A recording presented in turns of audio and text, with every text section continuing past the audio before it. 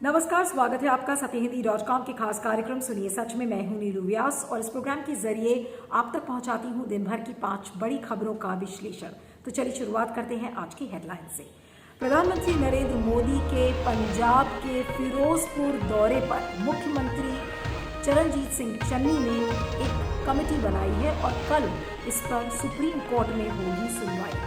राष्ट्रपति से मिले प्रधानमंत्री नरेंद्र मोदी। गृह मंत्रालय ने लगाए चन्नी सरकार पर आरोप। कोरोना के कारण अखिलेश ने रद्द किए चुनावी कार्यक्रम, क्या बीजेपी भी करेगी? बुल्लीबाई ऐप केस में मुंबई पुलिस के बाद दिल्ली पुलिस ने भी किया एक को गिरफ्तार। और भारत में एक दिन में आए 90,000 से अधिक कोरोना केसेस, बढ़ा खतरा।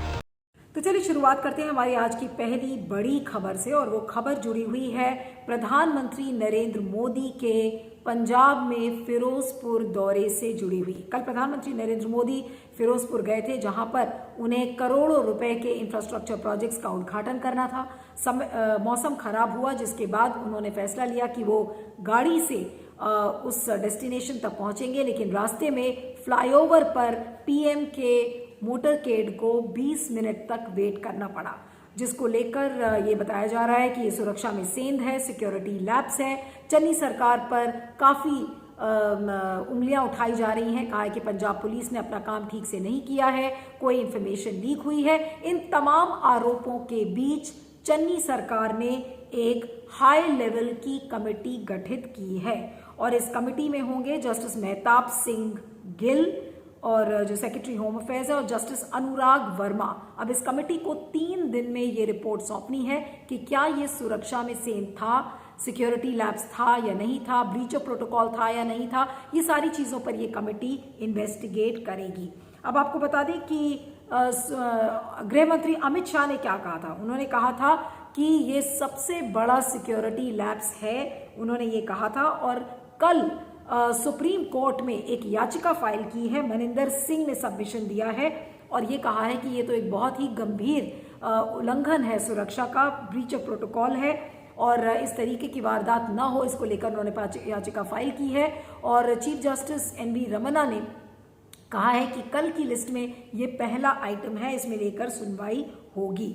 और हालांकि चरणजीत सिंह चन्नी ने कहा है कि इसमें कोई सिक्योरिटी लैब्स नहीं है। उन पर यह भी आरोप लगाया जा रहा था कि पंजाब की पुलिस ने एक डर्टी पॉलिटिक्स की है, गंदी राजनीति के तहत ये काम किया गया है ताकि प्रधानमंत्री नरेंद्र मोदी वहां न पहुंच सके। ये तमाम तरीके के आरोप चन्नी सरकार पर लगाए गए हैं, जहां पर कि पीएम को 42,750 करोड़ रुपए का जो एक इंफ्रास्ट्रक्चर प्रोजेक्ट है उसका उद्घाटन करना था। और बीजेपी बार बार यह आरोप लगा रही है कि केवल पंजाब पुलिस को ही ये जो रूट में बदलाव हुआ और ये कहा गया कि वो प्रधानमंत्री नरेंद्र मोदी हेलीकॉप्टर से नहीं बल्कि हुसैनी वाला कार से जाएंगे, तो इसके बारे में इंफॉर्मेशन पंजाब पुलिस के पास ही थी। और बीजेपी का ये भी कहना है कि इस तरीके का जो पुलिस का जो बिहेवियर था ये पहले कभी नहीं देखा गया। तो कल निगाहें सबकी टिकी होंगी कि सुप्रीम कोर्ट में चीफ जस्टिस एनवी रमन्ना क्या कहते हैं। लेकिन फिलहाल एक अच्छी खासी राजनीति पंजाब सरकार और बीजेपी के बीच में ठन गई है, वो भी एक ऐसे समय में जबकि पंजाब में चुनाव बिल्कुल सिर पर हैं। और इसी सिक्योरिटी ब्रीच का हवाला दिया जाएगा। चन्नी सरकार पर बीजेपी बार बार ये आरोप लगाएगी कि देखिए लॉ एंड ऑर्डर की स्थिति इतनी खराब है कि प्रधानमंत्री नरेंद्र मोदी उनके राज्य में जाते हैं तो उनके काफिले को रोक दिया जाता है। पंजाब पुलिस बिल्कुल हेल्पलेस हो जाती है, पंजाब पुलिस अपना काम नहीं करती, न चरणजीत सिंह चन्नी अपना काम करते हैं। तो ये बड़ा चुनावी मुद्दा बनेगा। अब इसके पीछे षड्यंत्र किसका है? क्या बीजेपी ने इसे जानबूझ के किया या चन्नी सरकार ने इसे जानबूझ के किया? ये तो कमेटी जो गठित हुई है वो इन्वेस्टिगेट करके बताएगी जब जांच पड़ताल होगी। लेकिन फिलहाल ये एक अच्छी खासी सुरक्षा के मुद्दे पर एक अच्छी खासी बहस चुनाव पर छिड़ गई है, जिसको लेकर बीजेपी सरकार बार बार चन्नी सरकार पर उंगलियां उठाएगी और कहेगी कि देखिए प्रशासन ने अपना काम ठीक नहीं किया और चन्नी सरकार इस पर सो रही थी। इस पर फीडबैक दीजिएगा, मैं आगे चलती हूँ। दूसरी खबर भी प्रधानमंत्री के फिरोजपुर दौरे मामले से ही जुड़ी हुई है। आज प्रधानमंत्री नरेंद्र मोदी राष्ट्रपति रामनाथ कोविंद से मिले और उन्होंने फर्स्ट हैंड अकाउंट दिया कि कल किस तरीके से सुरक्षा में सेंध लगाई गई। एक सिक्योरिटी लैब्स था जिसके तहत प्रधानमंत्री नरेंद्र मोदी का जो काफिला था उसको ब्लॉक किया गया। 15 से 20 मिनट वो फ्लाईओवर पर इंतजार करते रहे और अंत में उन्हें फिरोजपुर की अपनी रैली रद्द करनी पड़ी। और आज दिन में जो कैबिनेट कमेटी ऑन सिक्योरिटी है यानी कि CCS, उसकी भी बैठक हुई थी और ये तमाम मुद्दे उसमें डिस्कस किए गए। जो उपराष्ट्रपति हैं वेंकैया नायडू, उन्होंने भी प्रधानमंत्री नरेंद्र मोदी से बातचीत की और एक चिंता जताई और VP सेक्रेटेरिएट के हवाले से जो स्टेटमेंट आ रहा है उसमें यही है कि हो सकता है कि फ्यूचर में हमें स्ट्रिंजेंट मेजर्स उठाने चाहिए ताकि PM की सिक्योरिटी का जो प्रोटोकॉल है कभी भी उसका उल्लंघन ना हो। अब केंद्र सरकार, BJP और तमाम जो सिक्योरिटी एक्सपर्ट्स हैं जिसमें कि रिटायर्ड पुलिस ऑफिशियल्स भी हैं, उनका ये कहना है कि अगर इस तरीके का सिक्योरिटी प्रोटोकॉल का ब्रीच होता है, प्रधानमंत्री की सिक्योरिटी ब्रीच अगर होती है, तो ये एक अपने आप में एक बहुत ही खतरनाक हम उदाहरण एक पेश कर रहे हैं, क्योंकि प्रधानमंत्री Narendra Modi non BJP states में जाते हैं और वहां पर एक अजीब तरीके की सुरक्षा को लेकर एक राजनीति शुरू हो सकती है। तो इसको लेकर इन तमाम लोगों ने कहा है कि it's a starting of a dirty president और एक बहुत ही खतरनाक प्रेसिडेंट हम इससे सेट कर रहे हैं और एक बहुत ही गंदी राजनीति को यहाँ पर खेला जा रहा है ताकि ये इंफ्रास्ट्रक्चर प्रोजेक्ट्स का उद्घाटन ना हो पाए। सिक्योरिटी में हम ब्रीच करें, क्यों? क्योंकि जिस राज्य की पुलिस है उसको प्रधानमंत्री नरेंद्र मोदी के रूट के बारे में पता है, तो चाहे तो वो इन्फॉर्मेशन लीक कर सकती है और चाहे नहीं तो वो पुख्ता इंतजाम करके और सारी चीज़ों को दुरुस्त भी कर सकती है। तो इन चीज़ों को लेकर आरोप और प्रत्यारोप का जो दौर है वो शुरू हो गया है। अमित शाह ने कहा है कि ये तो बिल्कुल एक ट्रेलर है कि जिस तरीके से कांग्रेस ऑपरेट करती है, फंक्शन करती है और जिस तरीके से जनता ने कांग्रेस को नकारा है उससे कांग्रेस का दिमाग खराब हो गया है, ऐसा अमित शाह का कहना है। और ये बिल्कुल कांग्रेस बिल्कुल बावली हो चुकी है, ये उनके कहने का मतलब था और यही इन्हीं शब्दों में अमित शाह ने इसको कहा है। उधर जो केंद्रीय मंत्री हैं स्मृति ईरानी, उन्होंने कहा है कि ऐसा लगता है कि जो प्रधानमंत्री के रूट की जो पूरी जानकारी थी उसको लीक किया गया है। लीक किसने किया है? पुलिस ने लीक किया है, सरकार ने लीक किया है। ये अब एक कंजेंक्चर का सवाल है, इस पर अटकलें लगाई जा सकती हैं, लेकिन ये भी एक पॉसिबिलिटी है कि प्रधानमंत्री के रूट को लीक किया गया और अगर लीक किया गया तो ये अपने आप में एक सिक्योरिटी पर बड़ा सवाल खड़ा होता है। और लेकिन चरणजीत सिंह चन्नी का कहना है कि सारी रोड्स को बिल्कुल क्लियर कर दिया गया था। उन्होंने किसान संगठनों से बात भी की थी और इसमें जो भारतीय किसान यूनियन क्रांतिकारी है उन्होंने जिम्मेदारी ली है कि उनके ही किसान थे जिन्होंने विरोध प्रदर्शन किया था, जिसकी वजह से प्रधानमंत्री नरेंद्र मोदी आगे नहीं गए। तो चन्नी का ये कहना है कि सब किसान संगठनों से बातचीत हो गई थी, लेकिन प्रधानमंत्री यानी कि PMO से हमें जो रोड ट्रिप का जो बदलाव हुआ कि अब वो कार से ट्रैवल करेंगे हुसैनीवाला तक, तो उसके बारे में जानकारी हमारे पास सही समय पर नहीं आई। अगर पहले से उन्हें बताया जाता तो फिर वो उस तरीके से इंतजाम कर सकते थे।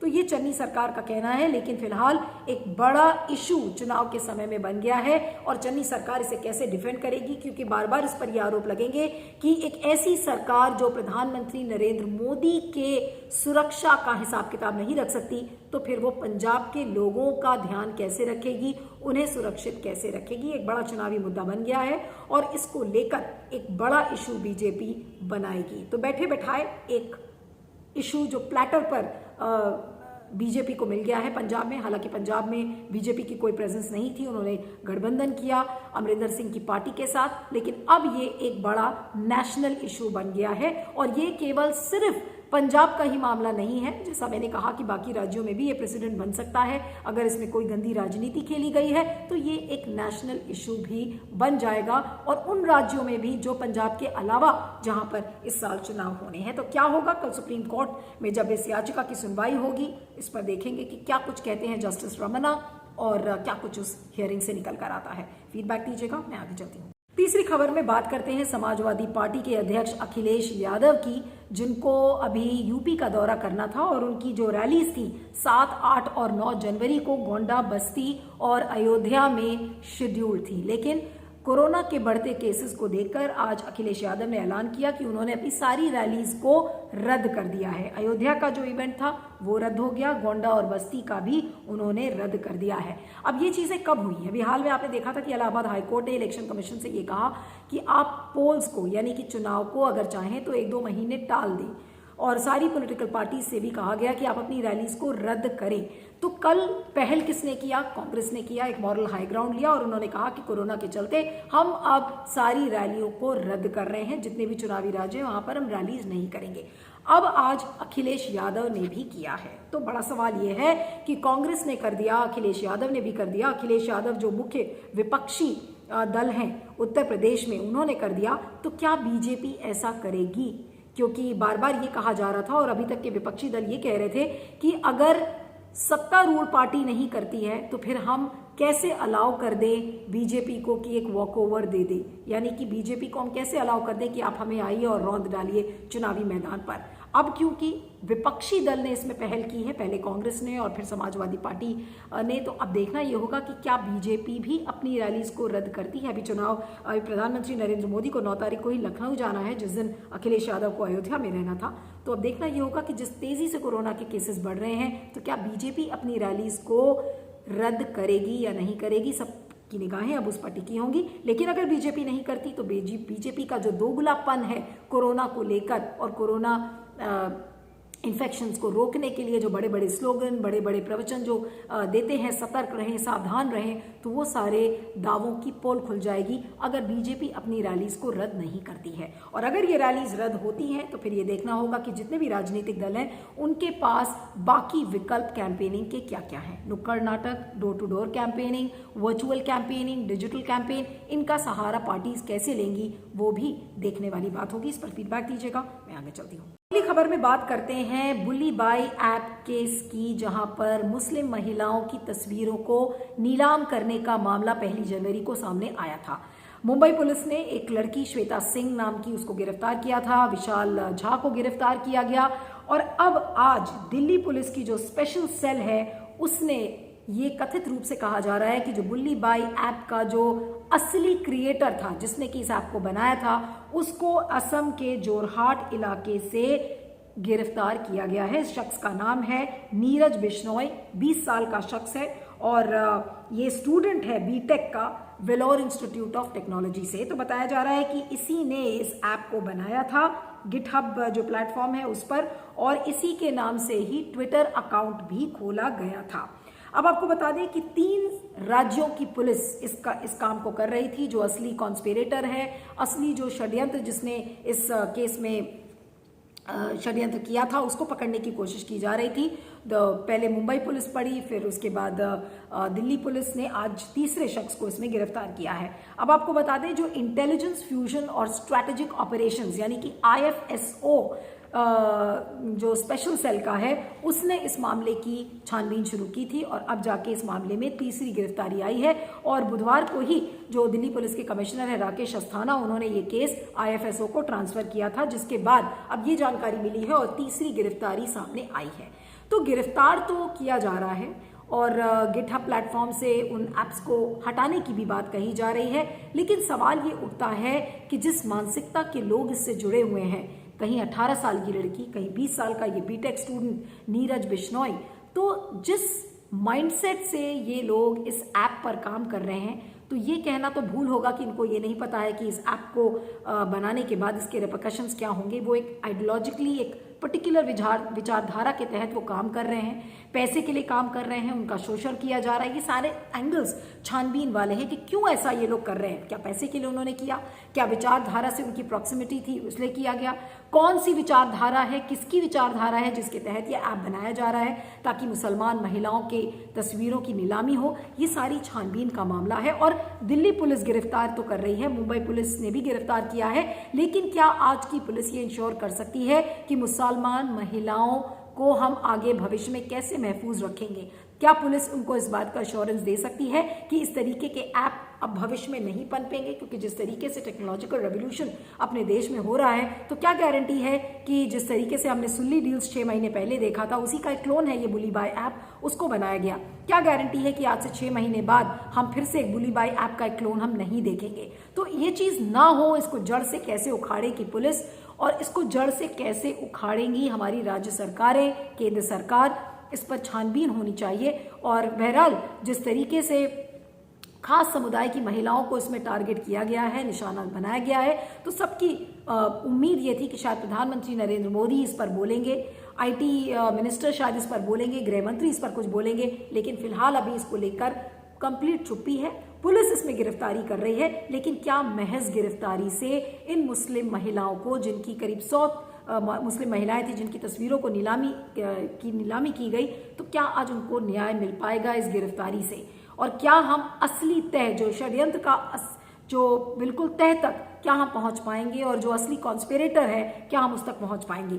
कल हमने देखा था किस तरीके से श्वेता सिंह ने अपने पूछताछ में ये बताया गया कि उनके जो तार है वो नेपाल से किसी शख्स जिसका ट्विटर हैंडल है GIYOU के नाम से, उससे ये तार जुड़े हुए हैं। अब आखिर ये शख्स नेपाल में बैठा क्या कर रहा है, इसका रोल क्या है इस पूरे माजरे से? क्या वो सुली डील्स जो पिछले 6 महीने पहले हुआ था, क्या उसके तार उससे भी जुड़े हुए हैं? ये तमाम एक छानबीन की बात है, लेकिन ये एक बड़ा षड्यंत्र है, और जिसके तहत ये काम किया गया है, ये एक सोची समझी रणनीति के तहत किया गया है। ऐसा नहीं है कि इसे 1 या 2 दिन में किया गया है। लेकिन फिलहाल भारत के लिए एक बहुत शर्म की बात है कि वो भारत जो कि अपनी महिलाओं पे गर्व करता है, कहता है कि हम महिला सशक्तिकरण की बात करते हैं, और दूसरी तरफ एक खास समुदाय की महिलाओं को हम इस तरीके से टारगेट करते हैं। इस पर फीडबैक दीजिएगा, मैं आगे चलती हूँ। अब आखिरी खबर में बात करते हैं बढ़ते हुए कोरोना के मामले के बारे में। और कोरोना का जो संकट है वो गहराता जा रहा है, और ऐसा लग रहा है कि जो तीसरी लहर की शुरुआत है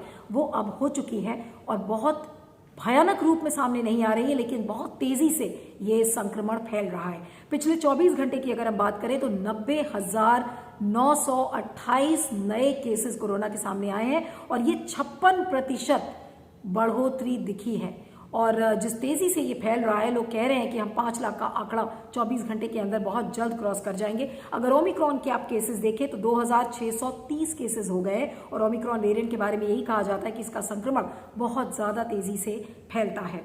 26 राज्यों में ओमिक्रॉन का इन्फेक्शन फैल चुका है, और जो डेली पॉजिटिविटी रेट है वो 6.43% है। तो क्या अब राज्य सरकारें लॉकडाउन के बारे में सोचेंगी? जिस तेजी से संक्रमण फैल रहा है, ऑलरेडी गाइडलाइंस इशू कर दिए गए हैं कि 50% कैपेसिटी पे सारे ऑफिसेज काम करेंगे, और जो नाइट कर्फ्यूज वो लगाए गए हैं, और तमाम तरीके के गाइडलाइंस फॉलो की गई हैं। और अब तो समाजवादी पार्टी और कांग्रेस ने भी अपनी रैलीज को रद्द कर दिया गया है। लेकिन क्या बीजेपी इस काम को करेगी? और इस संक्रमण के बीच सतर्क और सावधान रहने का जो एक नारा प्रधानमंत्री नरेंद्र मोदी ने दिया था, तो वो देखना है कि वाकई में अब बीजेपी खुद इस पर अमल करती है नहीं करती। लेकिन फिलहाल बहुत ही भयानक स्थिति से इस समय भारत गुजर रहा है, और हर्ड इम्यूनिटी आएगी, कब आएगी? और क्योंकि जिस तेजी से ये संक्रमण फैल रहा है, हालांकि एक सिल्वर लाइनिंग इसमें यह है कि हॉस्पिटलाइजेशन ज़्यादा नहीं हो रही हैं, मौतें ज़्यादा सामने नहीं आ रही हैं, लेकिन इन्फेक्शन में उछाल बहुत तेज़ी से हो रहा है। और उधर अमेरिका भी एक नए रिकॉर्ड तोड़ रहा है। कल ही हमने देखा था और आपको बताया था कि 10 लाख केसेस एक दिन में आए थे, जो कि विश्व के किसी भी देश में सामने नहीं आए हैं। तो कोरोना का एक बहुत ही विकराल रूप और भयंकर रूप हमारे सामने आ रहा है, और इससे सिर्फ सावधानी से ही रहा जा सकता है, और इसका कोई भी विकल्प दूसरा नहीं है। सुनिए सच की 5 बड़ी खबरों में इतना ही। आप मुझे ट्विटर पर फॉलो कर सकते हैं, मेरा ट्विटर हैंडल है @नीलू317। आप देखते रहिएगा सुनिए सच, और बने रहिएगा सत्य हिंदी पर। Thank you so much. सत्य हिंदी का ऐप डाउनलोड करें गूगल प्ले स्टोर पर।